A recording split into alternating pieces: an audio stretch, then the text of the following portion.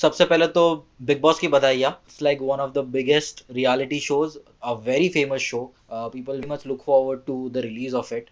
Since you were approach for the show, आपकी ऐसी कोई रिजर्वेशन थी बिफोर जब आपको ऑफर किया गया था? आपका इनिशियल रिएक्शन क्या था? Did you have any reservation before that? नहीं, मैंने जैसे ही मुझे आया तो मैंने उसी समय एक्सेप्ट कर लिया था। और अगर मैं बिना झूठ बोले ये कहूँ कि हर पॉलिटिशियन लालची होता है। और वो लालच होता है कि भाई अगर मुझे 8-10 लाख लोग जानते हैं तो 1 करोड़ लोग जाने, 1 करोड़ लोग जानते हैं तो 10 करोड़ लोग जाने, 10 करोड़ लोग जानते हैं तो 100 करोड़ जाने, दिल्ली जानती है तो मुंबई जाने, देश जाने, और देश जानता है तो दुनिया जाने। तो ये एक ऐसा प्लेटफॉर्म था, क्योंकि जहाँ पॉलिटिक्स में काम करते हैं, मुझे पॉलिटिक्स में जहाँ भी जाता हूँ मुझे मेरे चाहने वाले मिलते हैं, सपोर्ट करते हैं और पहचानते हैं। लेकिन एक ऐसा प्लेटफॉर्म था जहाँ जो बच्चों से लेकर बुजुर्ग तक हर आम आदमी देखता है।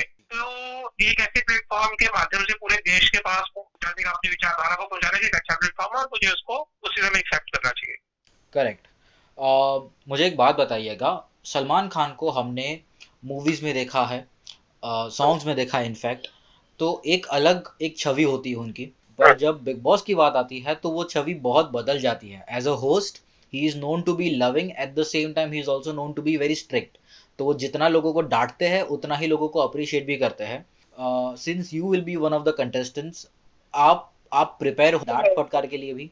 मुझे लगता है कि ऐसा कोई मौका नहीं हम सलमान भाई को देंगे कि उनको ऐसा कुछ करना पड़े। अच्छे से सबके साथ मिलकर रहेंगे, अच्छे से खेलेंगे। और सलमान भाई तो वैसे ही हम फैन है, क्योंकि सलमान भाई मोदी जी के फैन है, इसलिए उनके फैन है। तो ऐसा जी। मौका हमको नहीं देंगे। ओके। जब आपको अप्रोच किया गया था शो के लिए तो आपका रिएक्शन जो था वो सो था। बट आपके फैमिली और फ्रेंड्स का रिएक्शन कैसा था? क्या किसी ने ये चीज बोली कि नहीं आप नहीं जा सकते, या ये शो पे मत जाओ, या ऐसा कुछ? Anything, what was the reaction? मेरी फैमिली एक्चुअली काफी सपोर्टिव है, और जब भी मैं उनसे कुछ भी कहता हूँ तो वो हमेशा सपोर्ट करते हैं। उनको लगता है कि मैं जो फैसला कर रहा हूँ सही के नहीं कर रहा हूँ। तो मैंने फैमिली को बताया तो उन्होंने उसी समय कहा कि ठीक है, अच्छा है और जाना चाहिए। ओके, अच्छा चलो, ये तो फैमिली फ्रेंड्स की बात हो गई।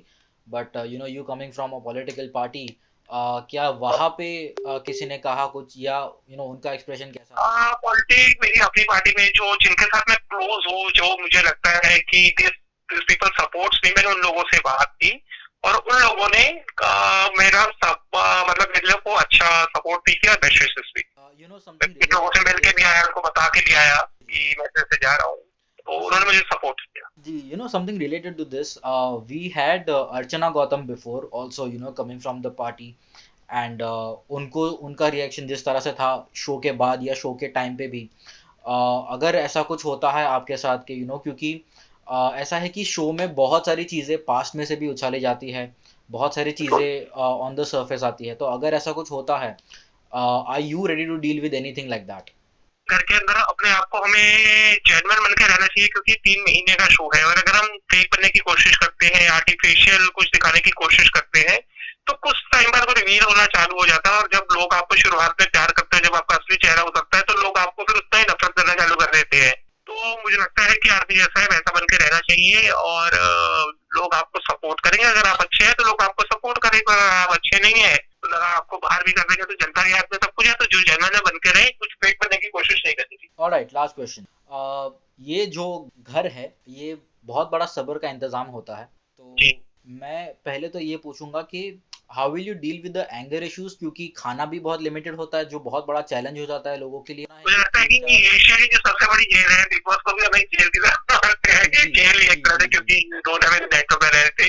और एशिया की जो सबसे बड़ी जेल है वो तिहाड़ जेल है, जिसमें मैं 5 बार ही रह चुका हूँ।